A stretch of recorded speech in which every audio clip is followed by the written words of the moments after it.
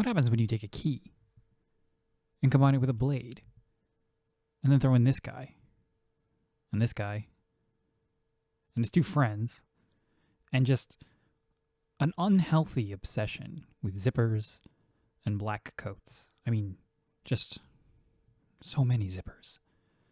And then finally, far, far more of these than you ever would have expected. You get Kingdom Hearts.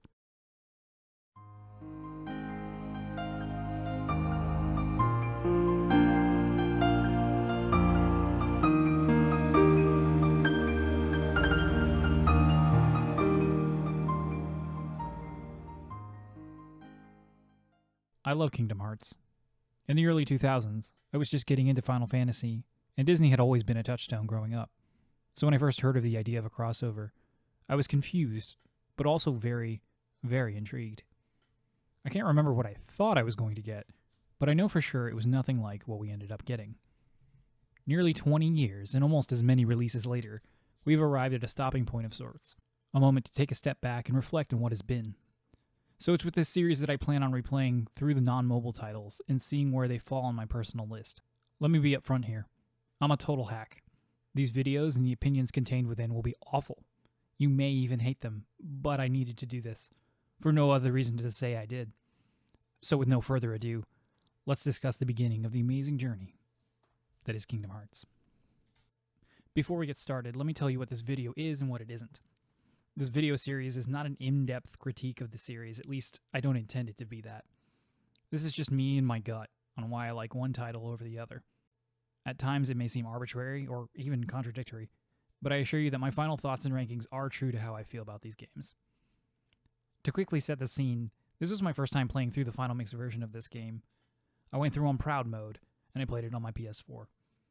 A simple start to credits playthrough.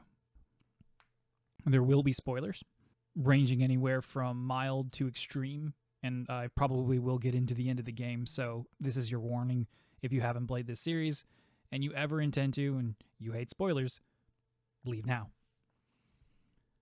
Now let's talk about some pros and cons. These points are, as much as I am able to make them, related to the specific game as it relates to the series as a whole, since I am ranking them and all. Let's go ahead and start with the pros. The first one I have is replayability. I've definitely played Kingdom Hearts the most out of all the other entries. It's probably up there on my list of games I've completed the most from any franchise. It's just so replayable. A familiar friend you can just hang out with. No one feeling the need to fill the silence with noise. I feel comfortable with Kingdom Hearts. Kingdom Hearts 1, that is.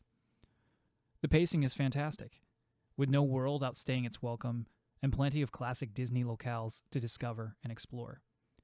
Even on Proud, I was able to get through in a cool 16 hours, only getting caught up on a few bosses here and there. My next pro is Final Fantasy characters. This one's short, and it's crazy, that a game pitched as a Final Fantasy and Disney crossover would actually contain Final Fantasy characters. But as we'll see in future rankings, this will not always be the case. One of the most important pros I have is mystery, or maybe just newness. It's hard to describe sometimes. But in the same way that some sequels have the benefit of the groundwork laid by their predecessors, Kingdom Hearts has the benefit of having come first. There is a mystery and newness here that none of the other titles can capture. This was a time before the Keyblade War and Xehanort, a time before data worlds and replicas, a time when everything was new and exciting, and the world seemed vast and unlimited. What is a Keyblade? What is Kingdom Hearts? So many questions, and honestly, not that many answers, but that was okay because I was just along for the ride. Now, I know it might seem strange to talk about newness in a series almost 20 years old, but that mystery is still alive even after all this time. I can feel the wonder Sora experiences as he goes through this journey, and while it's dulled over time, it's never quite left me. More important than the Final Fantasy characters would be Disney, its characters, and its role in the narrative. Similar to my thoughts on the mystery of our first foray into the Kingdom Hearts universe is the role that Disney plays in this game. There's a cohesion that I feel is at its best in this game. It's there throughout the series, but in some of the more recent titles, I feel as though it's taken a back seat to the franchise's original characters, themes, and narrative. In this game, Ansem and the Heartless feel as at home as any classic Disney evil, but they also never overshadow Maleficent and her Legion of Doom. I just love the idea of these classic villains banding together and figuring out the secrets of how their own universe works, as they plot to take advantage of those secrets, all the while dealing with the pesky heroes of their individual homeworlds. King Triton of Atlantica knowing about the Keyblade Master and the existence of other worlds is another wonderful touch. If the power-hungry villains are aware, it stands to reason that the leaders of those worlds would be privy to these practically unknown secrets as well.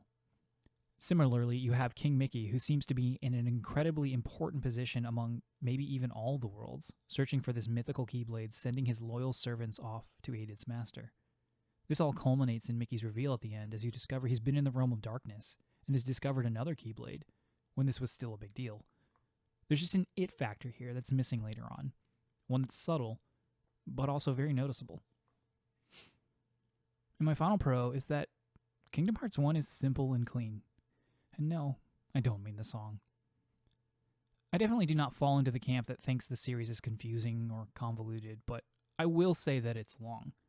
There's a lot of games, there's a lot of characters, and there's a lot of terminology specific to the franchise that wouldn't make sense to the casual observer. Believe me, I've tried explaining it to friends before, and it can definitely seem like a fever dream, but not the good kind. So what I enjoy so much about the first one is how approachable it is. There's still a few things that can muddy the waters, but the concept is simple. A young boy finds a magical weapon only he can wield to defeat the evil forces of the world. These worlds just happen to be based on beloved Disney properties, and has a strong Japanese and anime influence. Easy, right? Well, it's definitely easier than the rest of the series. Now, how is this a pro for a series vet, playing this game for the 5th or 6th time through? Well, sometimes it can be a bit much even for me. I enjoy the simplicity.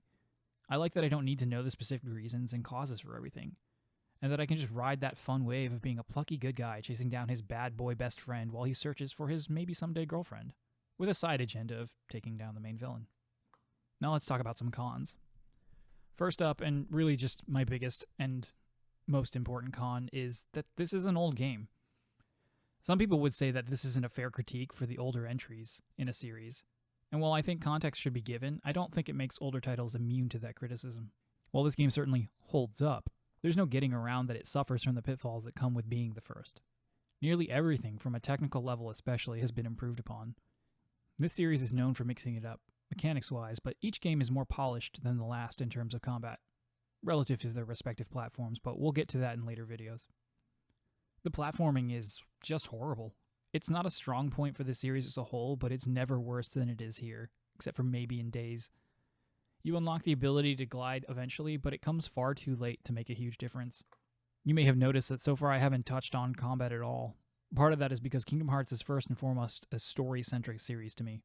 Unfortunately for this first-time action RPG, the combat overall is very much of a, wow, look how far we've come situation, with only Days 358/2 possibly being clunkier. I'm not very good at dissecting the whys and hows of what makes combat good, but it's not hard to find similar opinions on the internet when it comes to the original. Offensive magic is an enormous pain to use both from a UI standpoint as well as the way spells could be utilized effectively, with many of them being too difficult to bother with. Locking on could be a dice roll on a large group of enemies when you very much want to single out a specific Heartless. None of this is to say that the combat is bad, unlike the platforming, which is horrible.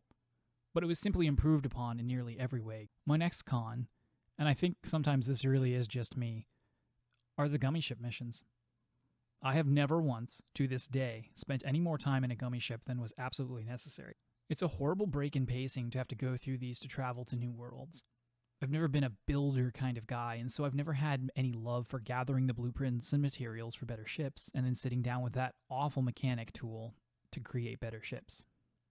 Gummy ships and their missions exist throughout the series, but Kingdom Hearts 1 takes the gold medal for worst implementation. It's a shame too, because it's such a fun idea. How else is Sora going to get to the other worlds safely without the ability to travel through the realm of darkness? It's just simply something I could never get behind when all I wanted to do was go to the next world and meet the new cast of characters that Disney had to offer. My final con is a bit petty, and it's just one person, Ursula. I have a special amount of hate for this boss fight. This is probably my least favorite boss fight in all of gaming. I'm actually quite fond of the Atlantica world, and don't have a problem with all the swimming that they introduce out of nowhere. Ursula, though? Ursula can go suck a butt, with her giant AoE lightning spam and horrible fighting design. That's all I've got. I just really, really hate it. I said it at the top, and I'll say it again. I love Kingdom Hearts 1. I definitely feel like I came off glowing in this review, but it's always been one of my favorites. A lot of my feelings for it are wrapped up in nostalgia, there's no denying it, but there's still a lot to criticize too. It's just not as blatant as some other stuff later on, as we'll see. So, to I'm sure absolutely no one's surprise, Kingdom Hearts 1 will take the number 1 spot for now. Next up is Chain of Memories, which I've also already played at this point. The original Game Boy version, not the weird remake that I didn't feel like playing. Thanks for watching, and may your heart be your guiding key.